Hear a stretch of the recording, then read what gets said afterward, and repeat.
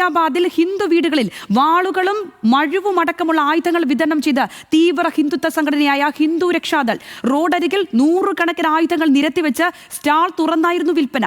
വാളുകൾ, മഴു, കുന്തം എന്നിവയുൾപ്പെടെ നിരവധി മൂർച്ചയുള്ള ആയുധങ്ങൾ സ്റ്റാളിലുണ്ടായിരുന്നു. പിന്നീട് ജയ് ശ്രീറാം മുഴക്കി വീടുകളിൽ പോയി ഇവ വിതരണം ചെയ്യുകയുമായിരുന്നു.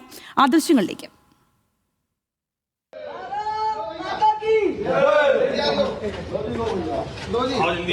ये अपनी बहन बेटी की सुरक्षा के लिए अगर बांग्लादेश जैसी स्थिति पैदा होती है तो मुल्लाओं को काटना है, विधर्मियों को अपनी सुरक्षा हेतु।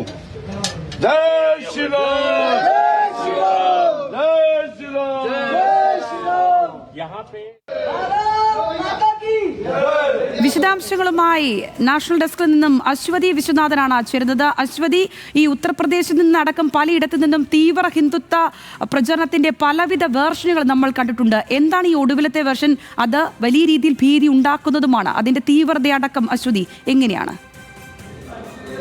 തീർച്ചയായും സംഗീത, വളരെയധികം ഭീതി പടർത്തുന്ന ദൃശ്യങ്ങളാണ് നമ്മളിപ്പോൾ കണ്ടത്. ഉത്തർപ്രദേശിലെ ഗാസിയാബാദിൽ ഇത്തരത്തിൽ മൂർച്ചയേറിയ ആയുധങ്ങൾ, വാളടക്കമുള്ള മൂർച്ചയേറിയ ആയുധങ്ങൾ റോഡരികിൽ ഒരു സ്റ്റാളിൽ വിൽപ്പനയ്ക്ക് വെച്ചിരിക്കുന്ന കാഴ്ചകളാണ് നമ്മളിപ്പോൾ കണ്ടത്.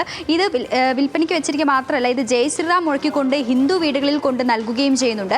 അവർ പറയുന്നത് ജിഹാദികളിൽ നിന്ന് രക്ഷ നേടാൻ നിങ്ങൾ ഈ ആയുധങ്ങൾ ഉപയോഗിക്കണമെന്ന് പറഞ്ഞുകൊണ്ടാണ് ഇവർ ഈ ആയുധങ്ങൾ അവർക്ക് കൈമാറുന്നത് തന്നെ. ബംഗ്ലാദേശിലുടനീളമുള്ളത് ജിഹാദികളാണ്. അവരെന്തെങ്കിലും ആക്രമണം പുറപ്പെടുവിക്കുകയാണെങ്കിൽ നിങ്ങൾ ഇത് ഉപയോഗിക്കണം, ഈ ആയുധങ്ങൾ എങ്ങനെ ഉപയോഗിക്കണം എന്നതും കൂടി ഇവർ അവർക്ക് പറഞ്ഞു കൊടുക്കുന്നുണ്ട്. ആ ദൃശ്യങ്ങളിൽ നമുക്കത് വ്യക്തമാണ്. ഇതേ തുടർന്ന് സംഭവ സ്ഥലത്ത് പോലീസ് എത്തുകയും കണ്ടാൽ അറിയുന്ന 30 പേർക്കെതിരെ കേസ് രജിസ്റ്റർ ചെയ്തിട്ടുമുണ്ട്. ഇതിൽ 10 പേരെ അറസ്റ്റ് ചെയ്തിട്ടുണ്ട്. ഏകദേശം 250ഓളം വീടുകളിലാണ് ഇത്തരത്തിൽ ഹിന്ദു രക്ഷാദൾ, ഹിന്ദുത്വ സംഘടനയായിട്ടുള്ള ഹിന്ദു രക്ഷാദൾ ഇത്തരത്തിൽ ആയുധങ്ങൾ കൊടുത്തിട്ടുള്ളത്. സംഗീത. ശരി, അശ്വതി വിശ്വനാഥനാണ് വിശദമായ വിവരങ്ങൾ പങ്കുവച്ചത്.